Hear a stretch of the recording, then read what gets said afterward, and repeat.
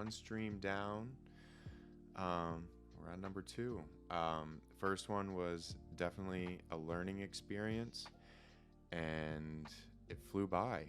That was one of the lessons I took, how fast an hour really goes. Going into it, it was, some anxiety, not gonna lie, of like a bit of anxiousness, not knowing what to expect, but just going with it and just flowing. Again, just wake and be. And again, I'm telling myself that, not just putting that out there. It's telling myself to just wake and be. No anxiety like that. Just be here in the present moment, and being fully present, I think, can really warp your perception of time, of how fast time is going. And I say like an hour flies by, but try holding your breath for an hour and see how long that feels like, right? And so the perception of time and just being fully present in the moment. And I really started to feel that. And again, just getting a feel for this. This is a different stream that we're doing here. But it's very similar to what I used to do before, starting out doing these kind of work streams on Twitch. Did a little backtasking today. And that's one thing I like to emphasize too, because I hear it all the time. And it was kind of learning about this concept that made me go like, oh yeah, he's so right. But the difference between switch tasking and backtasking, and how multitasking is a myth. It is a myth. Our brains can't simultaneously be doing two things at a high level, right, at the same time.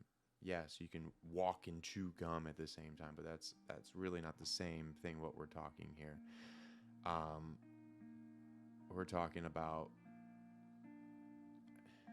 doing two things at once. Say you're trying to write an email and animate at the same time. What will happen is you're taking longer. You can make mistakes in the email, maybe a typo that you miss, and then you're not fully there writing that email, and you're not fully present. You're not fully present working on an animation. And it's kind of due to a lack of scheduling. And I kind of talked about this last stream. Scheduling and how it enables you to be fully present in the moment. And setting up backtasking. And one thing I like to do, and one thing I did last night and do on a lot of nights, is set up my renders to happen overnight. Some of these renders, can take 10, 12 hours sometimes. Sometimes it's 3 to 6 hours. But it can occur while I'm sleeping. So that's some backtasking there.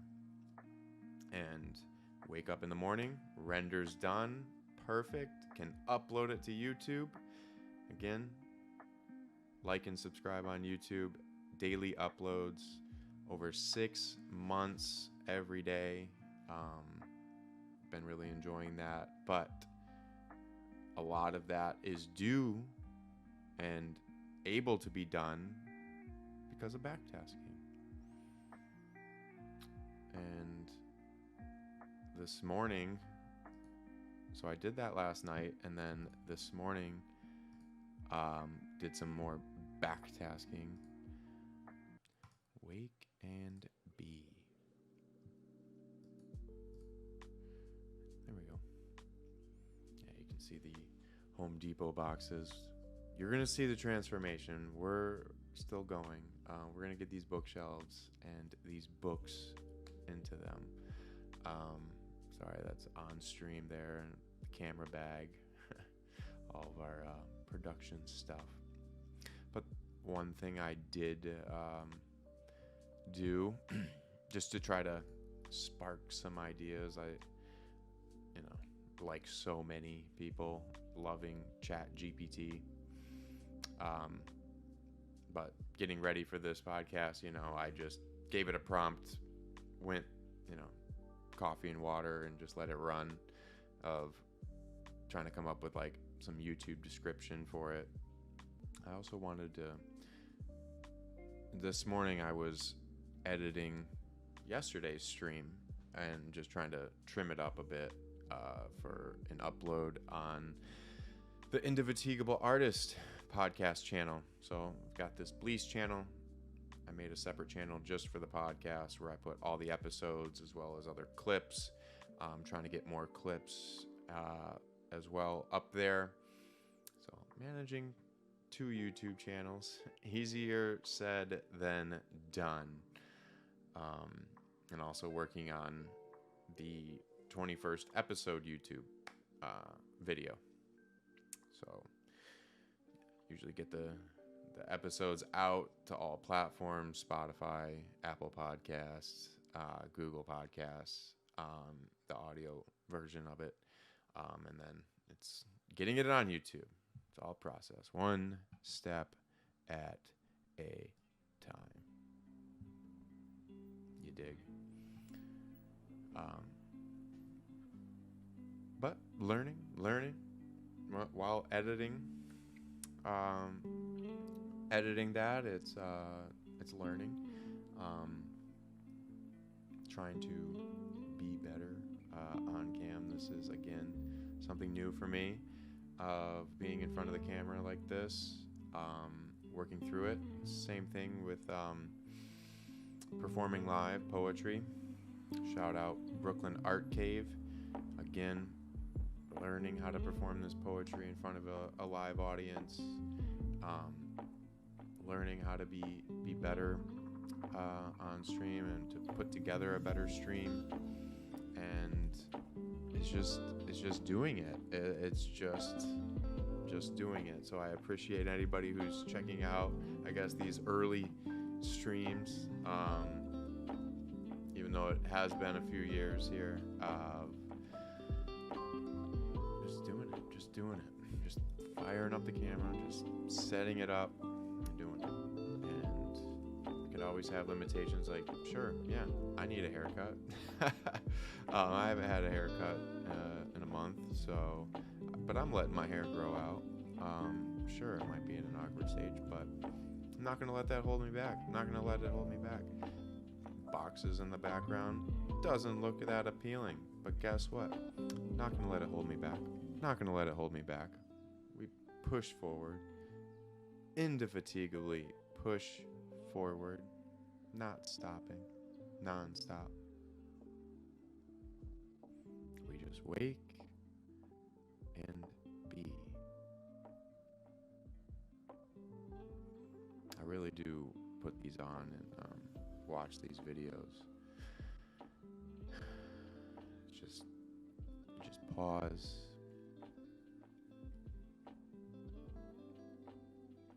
They allow you to really be present here in the moment right now.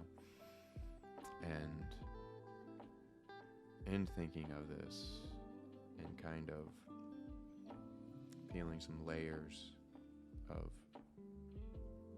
going back, and I think as artists we try to keep that inner child, that inner wonder alive, going back to when you're a toddler, when you're a kid, and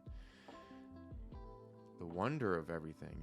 You're seeing so much for the first time and discovering so much. You have so many questions. What is that? What is that? What is that? What is that? Why? You get in that why stage. What is that? Why is it that way? I feel like I've never left my why stage of why things have to be a certain way. Why does it have to be that way? Why do we have to do that? Why? What is that for? What's the purpose of that? Is that the best for the majority or better for a minority? And the innocence of that time, and the kindness, I feel like there's nothing more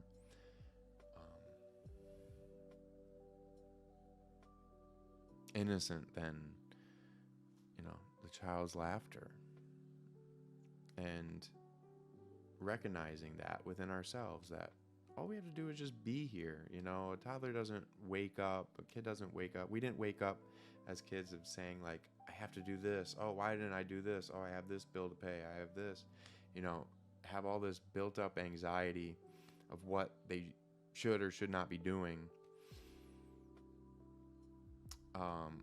They are just there in the present moment, maybe wanting a toy or something that's right in front of their face, but you take it out of their sights, out of sight, out of mind. But coming back to that, of like where that gets lost within ourselves to whatever degree, and then we just get caught up working and going from bill to bill to bill to bill, and putting this extra pressure on ourselves, in the social media landscape of comparing your life to others. And it feels like this competition, and then maybe you get over it, then it's just a competition with yourself, and you get lost in it, and you're getting lost in an illusion. It really is. It's like at any moment, any one of these sites can just go down, and then what? And it goes to what I was saying in yesterday's stream of like, when you strip it all down, when you strip yourself down as an individual, what are you at the end? If everything about you was deleted, all of the work you put out, all the information, your name, everything just was deleted, what are you at the end? If you had nothing else to leave behind, what would you leave behind? And it's that energy, that effect you have on the world around you, environment, people, animals. What did you put out to them? And it's that energy. And you come back to your energy as a kid of just infinite wonder and just wanting to play. Why do we call it work? I like to say I like to, play. And that is not to degrade it or disrespect it in any way, but I feel like the word has a lot of energy within it. The word work, it's like, it sounds like something you don't want to be doing, or you're forced to do something. It's like you feel like you don't have a choice in the matter. It's something outside of your will, and it's like, oh well, if you don't do it, then you're gonna starve, this and that. And there's this fear that's instilled by the environment, and there's fear again of comparison, which gets amplified on social media, but it's always there. It's like what neighborhood you live in, and it's like, oh, I got to keep up with the Joneses. It's like I got to live a certain way. Why? But just got to do it. It's always been done this way, and we got to, keep going for appearances. And a lot gets lost in that. And the main thing that gets lost in that is this presence of right now. It's again putting happiness far away, out of reach almost, and not a true appreciation for what you have, and a gratitude for what you have, you know. And again, I'm saying this to myself. I'm saying it to myself, and if others can resonate with it, that is what I want. I am saying things that, you know, you have to practice every day, and that's what these streams are about. And yeah, some of this may get repetitive, but it is that way because it's a practice. It's a never-ending practice. And like all art that I create, and this stream from the very beginning is limitless, and I try not to ever limit it on anything that I talk about. And that's my approach to art, and I see myself streaming as an art form. And so I approach it like I approach all of my art. And if you've read my novels, you know I don't really have limits. I will find a line of comfort within myself, and I'll cross that and feel uncomfortable of myself, of like, wow, I really crossed a line there. But I feel like getting out of that comfort zone is growth as an artist, and it's getting out of your own way. It's asking, why does that make you feel uncomfortable? And when you answer that and really kind of trace the root of that uncomfortability, you start to learn more about yourself. And so it's getting out of this comfort zone.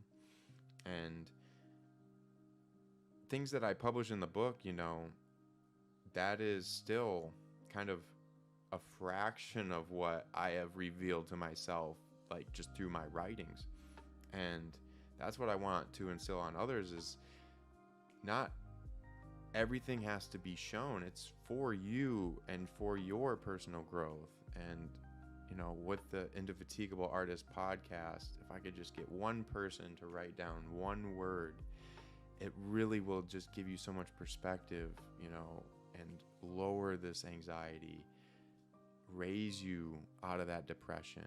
You know, if you're living in the past, or if you're living too much in the future, writing can allow you to get those thoughts out and be more present in this moment. It's like, why do you have that anxiety? Trace that. Trace that. Like, go with that flow of feeling and see where that leads, you know? And there may be something underlying there that you didn't even know you were repressing. So you may think on the surface level it is this event or whatever, you know, that's lingering over you. But the more you flesh that out, and the more you write that out, you can come across a lot of self-discovery. And it's really helpful to not only be in the present moment, but in going to that next step further as an artist.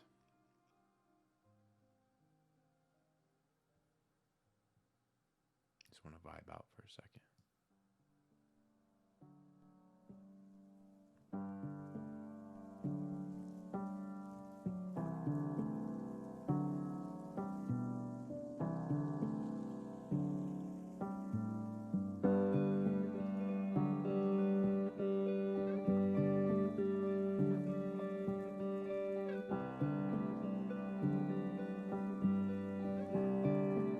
Just want to vibe out.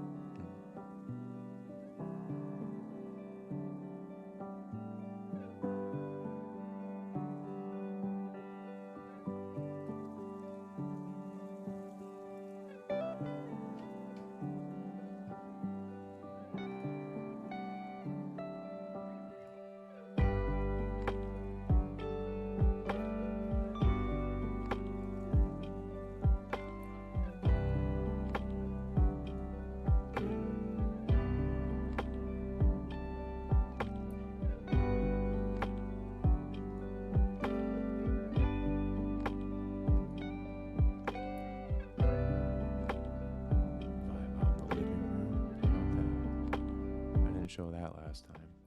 I want to show these different scenes that I've built. Don't always have to be on camera, do I? Can just vibe out in the living room. I want to just come over in this living room. I just want to hang out in this living room.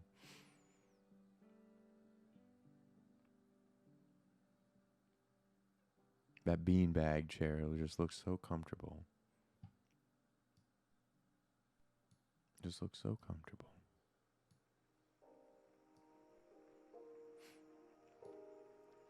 It's a vibe. It's a vibe. And I feel like Lo-Fi Girl is great for this stream. And shout out to them again.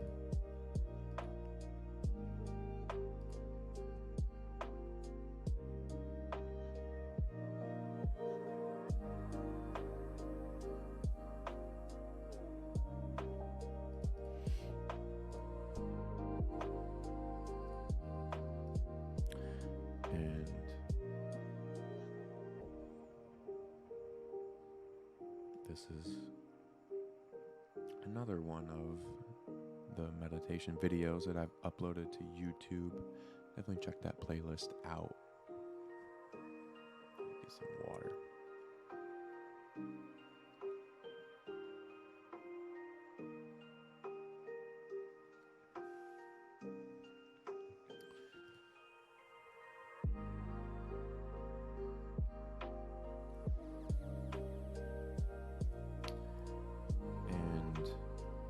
Now, I want to get on the other side. So with that said about limits and what I am willing to talk about on stream or not, this is an art form. I see it as that. And, you know, obviously when I say that, it's not about being negative or putting out negative energy like that, hateful energy. But it is to talk about that, of in looking at this, of wake and be, and that inner child that, you know, somewhere along the way so many of us kill, right? And it's trying to keep that alive, but where along the way does that innocence get taken away by the environment? And for so many, it's taken away in so many different ways, and it's tough. It's easy to just point and say that it happens, and to say, well, you know, it's unfortunate, you know, but solution-based mindset. What can we do to become more emotionally intelligent? What actions can we take as a collective that will benefit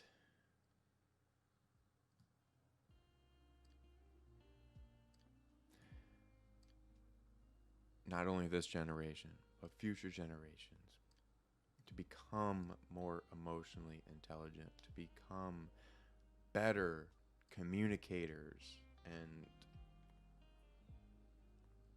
allow us to express ourselves?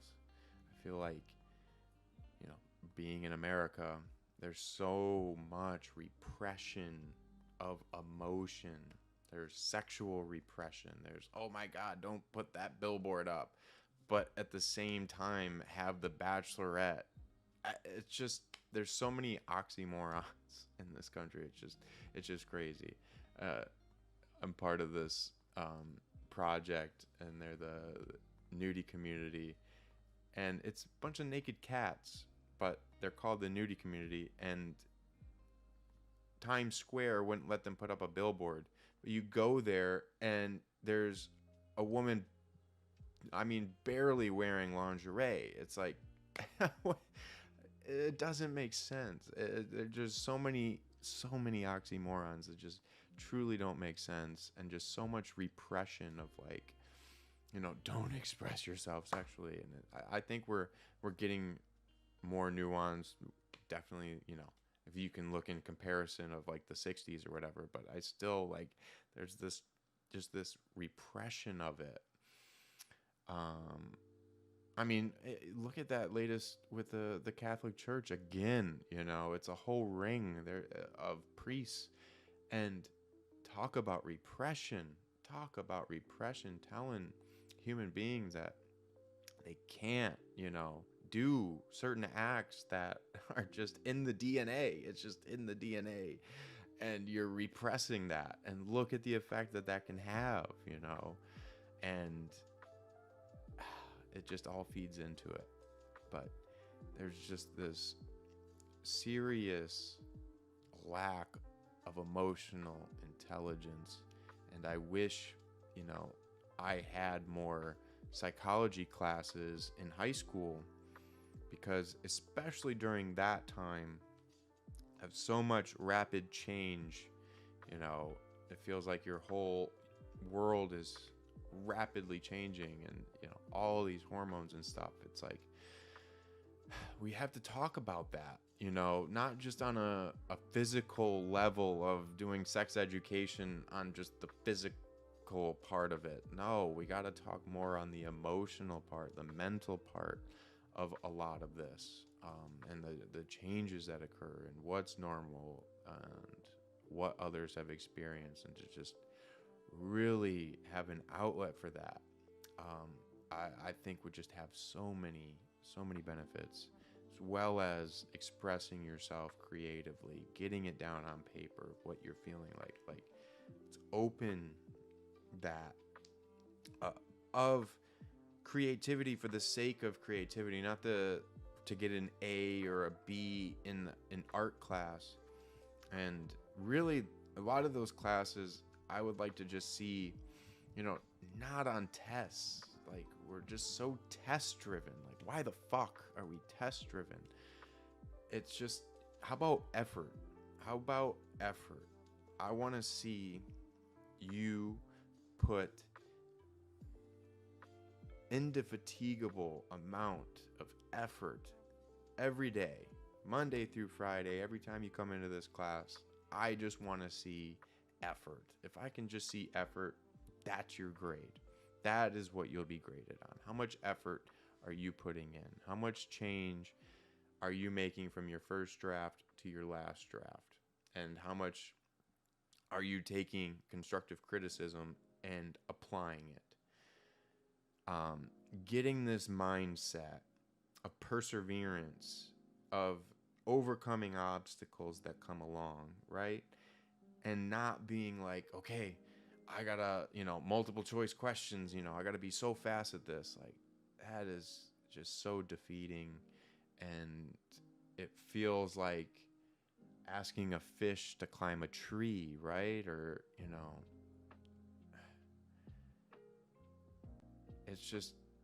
it's not adequate testing of the brain there. And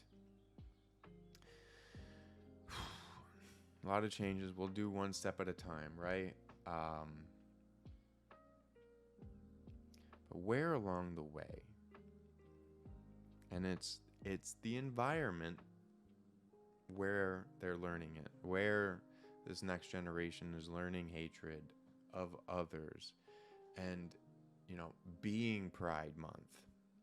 Again, I don't like these gimmicky months, and then you see corporations take advantage of it and use it for fucking marketing. It's gross, that part of it.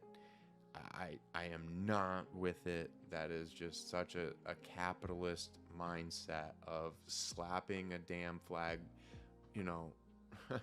just to make sales. I mean, that's truly, they see the tipping point has approached this mark, and now it's on the other side of this tipping point, which for decades, people fought for. They fought for these equal rights, and that is where I want to focus on, of like their fight, their perseverance for years. Talk about repression. Talk about repression and having to live in the shadows of being able to come out into the street like that. I mean, it's powerful, and that is the energy, right, that I'd like to focus on. But slapping a pride flag on a Bud Light, you know, spare me. But this hatred of these companies that do that for other reasons, right? Like mine is just like, oh, okay, that's just, you're just trying to make a sale. But theirs is like, why are you platforming, you know? And it's just like they're losing their shit. They're shooting Bud Light cans. And for the record, that is over one Bud Light can being made and being sent to someone. One can. It wasn't in stores. It wasn't for sale. They sent one can with a face on it to one person. And it caused all this outrage. Where is this hatred learned? And you look at the environment and the media environment and how fast this stuff can just take hold, and them not realizing that it's programming. They are being programmed to act this way, and sometimes it's Frankenstein and it just takes over, and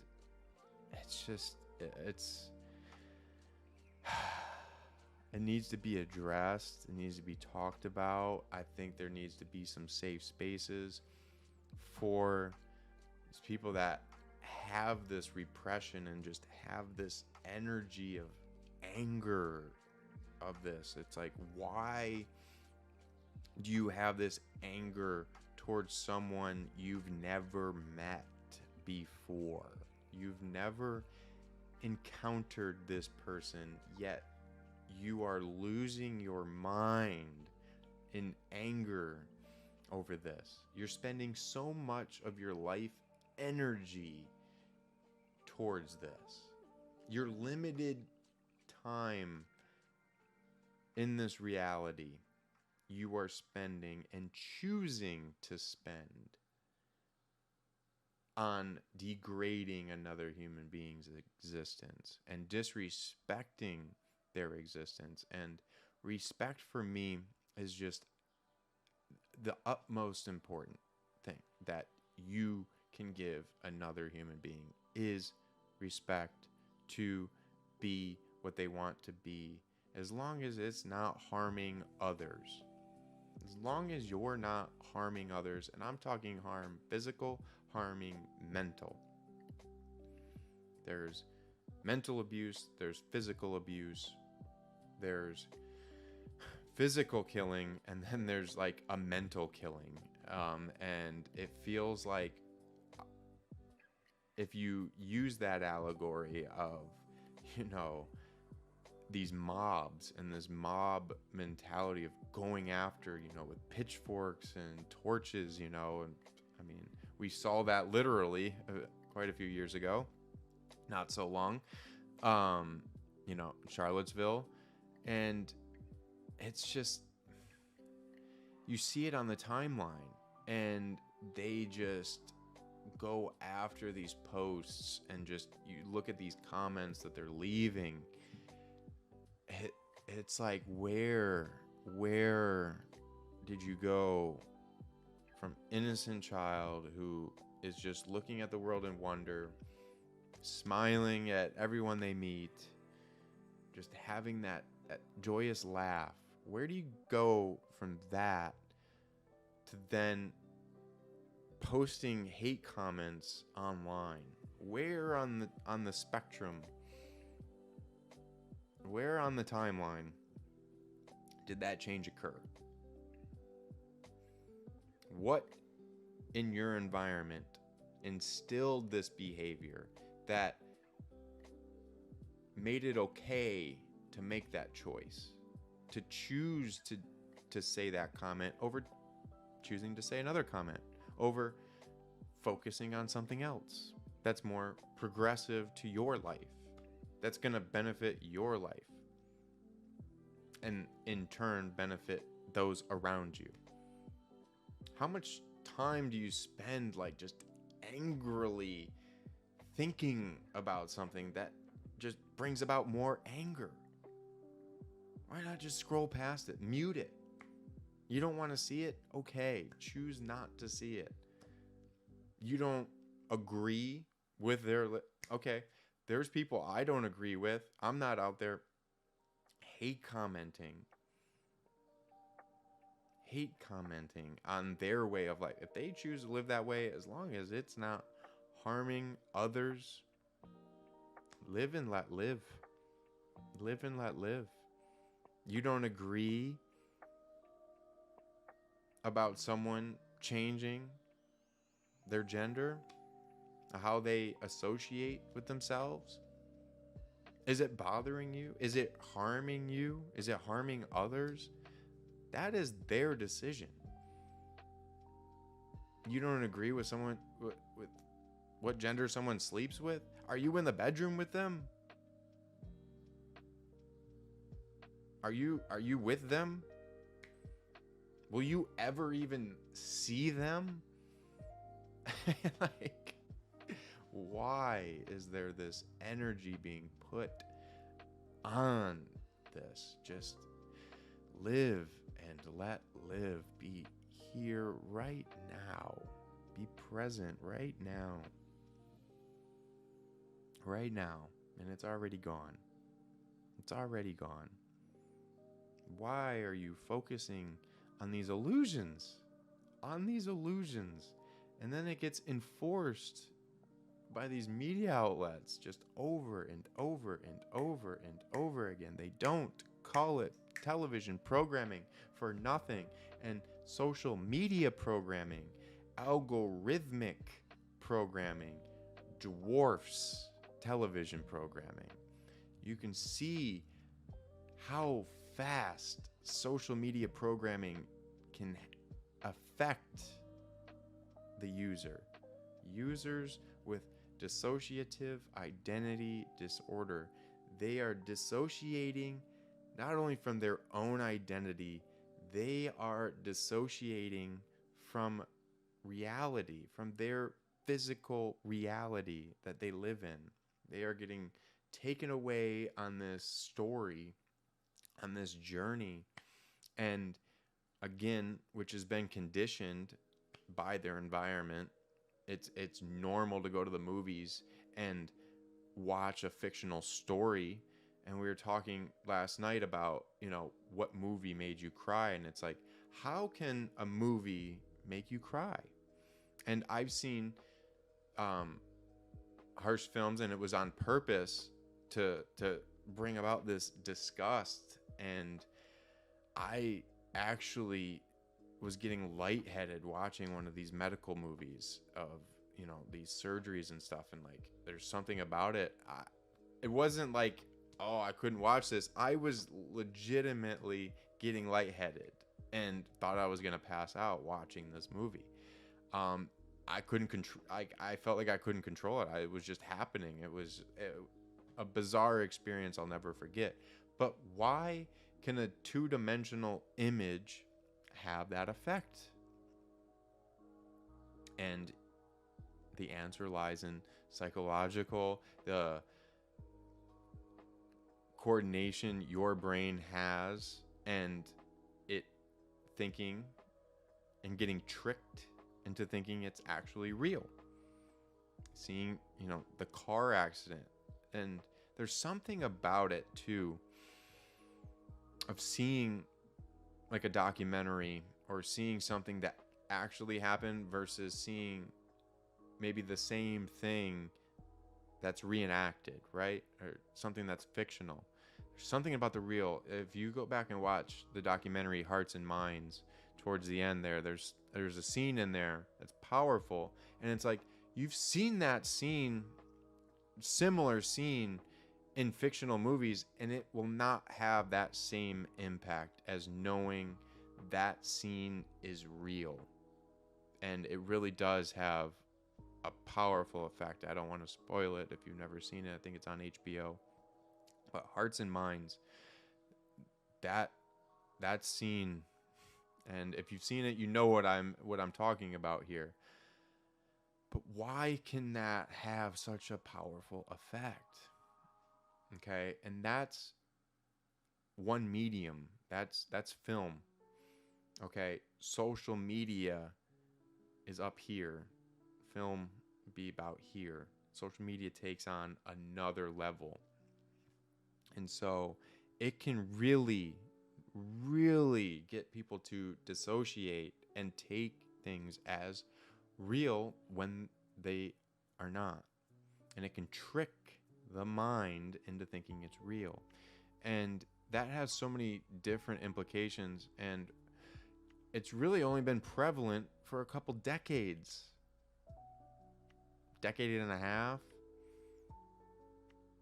And it's already having so many profound effects, where you talk to some people and it's like they truly are not living in the same reality as you anymore. Like, they are so far different, and like they'll look at me and saying this, that I have gone off. I am this crazy one. And therein lies the problem. It's not about competition, it's about cooperation. I think we have to have a more nuanced approach to this new environment. Have to cooperate. That is on a survival level there of us cooperating as a species. It's Einstein said World War III be fought with nukes, but World War IV will be fought with sticks and stones. And fought with sticks and stones in what kind of environment? Like, what is happening with all of these fires and these changes and rapid changes and melting of icebergs that we didn't think would melt for another 25 years, that are melting and breaking off?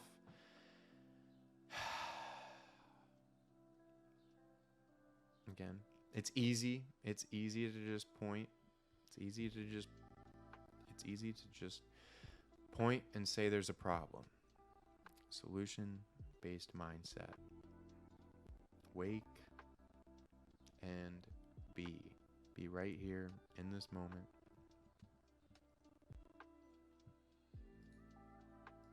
I know I tell myself that because I get worked up because I care a lot. I am very much pro Mother Nature, and she's gonna fight back.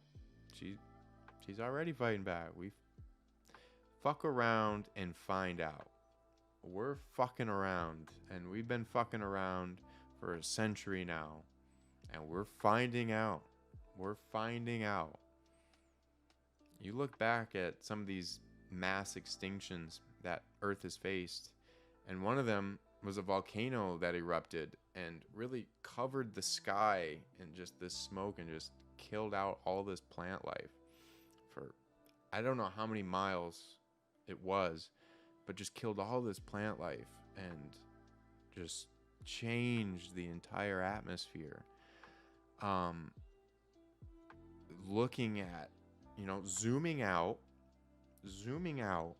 everything is perspective. I just feel like we're so ADD of like, and like even I suffer from it too, again, product of the environment. It's hard to work in social media and not kind of be affected by it, of our brains wanting to go in so many different directions. But zooming out, seeing how long this planet has been around and how long humans have been around. I mean, it is so infinitesimally small in comparison, right?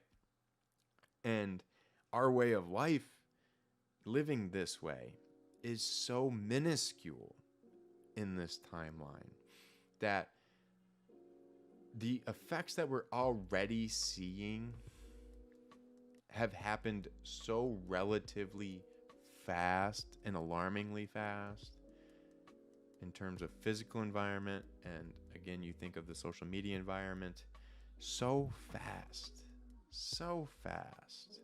Fox News was created in 1996. People born that year voted for the first time in 2016 for a presidential election. The effects that company's had, again, and they just paid the largest settlement in U.S. history.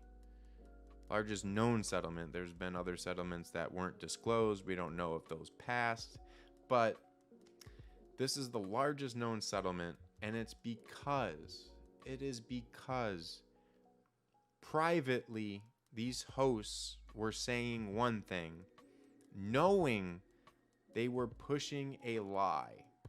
They were pushing a lie on air for ratings.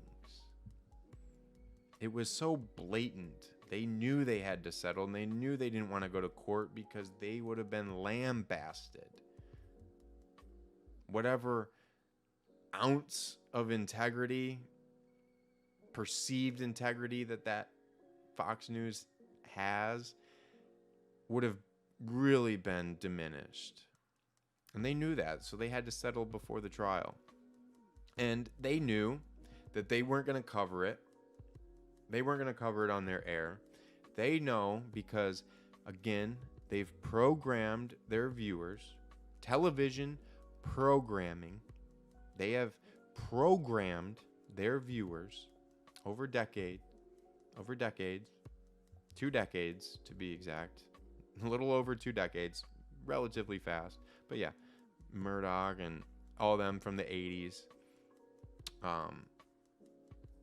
Rush Limbaugh, it has been programmed for decades, their behavior, to not go and watch other networks. Let them be the sole source of their information. And if not the television, then maybe one of the news paper outlets that they also own. That's another one that they can go to. But again, programmed behavior. And so they knew that majority of their viewers are not going to take the time to go look at the lawsuit and read it and see how damning it was. And you saw that with the outrage of these firings or resignings, whatever. I think they all got fired. I think Tucker got fired. I think Laura Ingraham got fired. Dan Bongino, all of them who were privately saying one thing, but publicly saying another. And in previous lawsuits, they did the same thing of Tucker getting fired or getting sued. And in their defense, saying no reasonable person watches Tucker to get information. They watch for his opinion. I've talked about this in my thesis papers of the importance of differentiating between opinion-based beliefs and evidence-based facts. And looking at their cases in trials where they have to put forth evidence, where they have to say evidence-based facts. And this is what they choose to say. They degrade their viewers in open court, saying they're saying their viewers are not reasonable people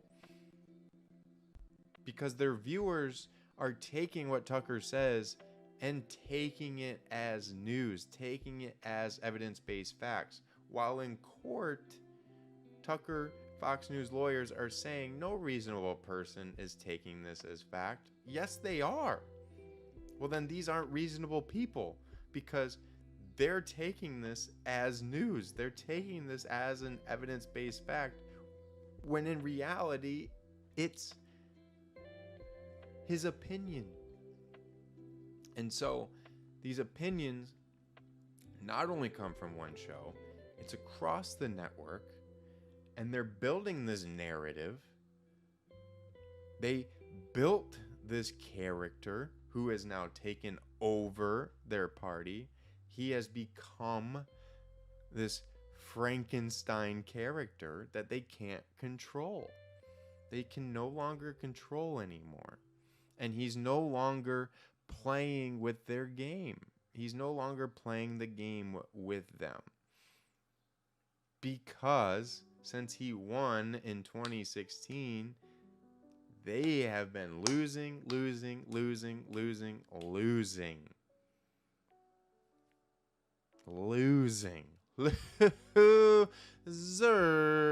They've been losing, and they are pissed about losing, but they're in a conundrum because he has such a cult following that have been programmed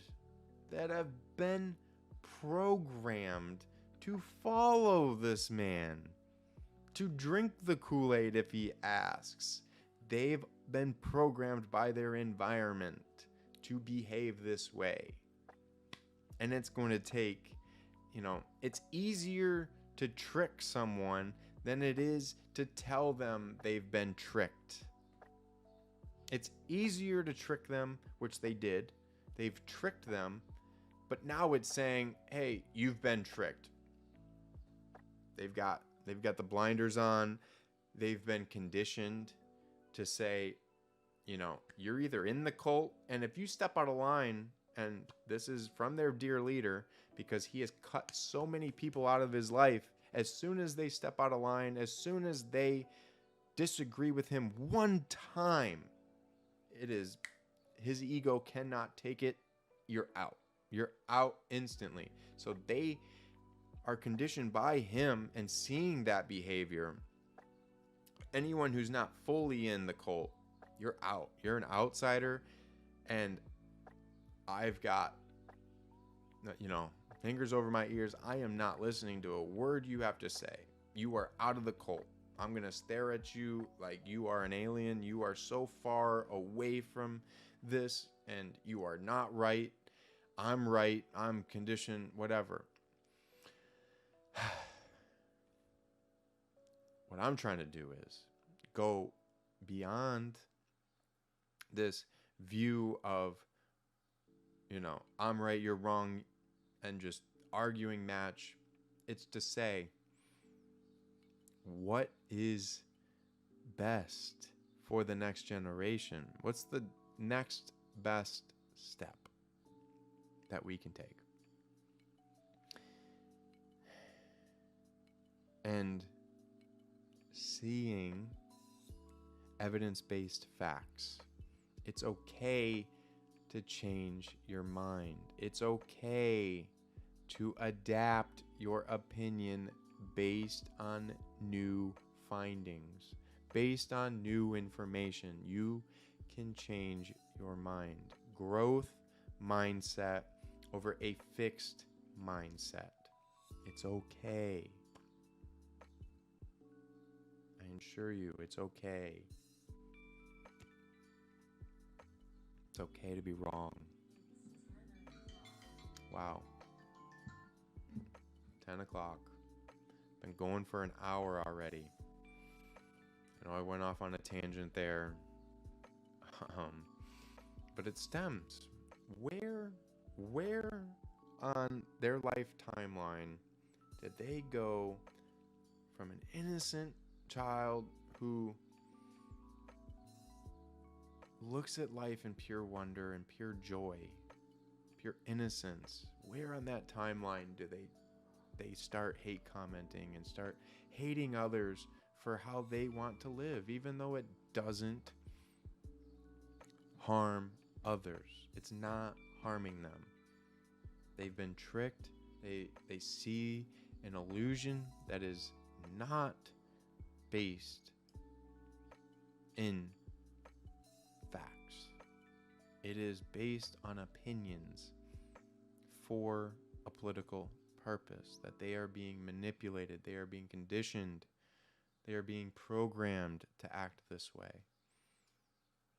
We have to source that. We have to have a more nuanced conversation and have arguments that are based in evidence-based facts, not in opinions. Because when it's based in an opinion, it's I think, but I can't back it up. It's just how I want to think. Where do you get with that? Because it's, the game of playing I win. How do you play? Well, however I can win. I'll make the rules as I go, as long as I win. It's one of those games that when you engage in that kind of an argument, it's futile. It doesn't make any sense. So it's finding a way to communicate. Emotional intelligence. We have to become better communicators. And that's where I will leave it for today. I appreciate you hanging out and joining me on this morning stream. And if you're listening to this back, I appreciate it. Check out the Indefatigable Artist Podcast on all platforms.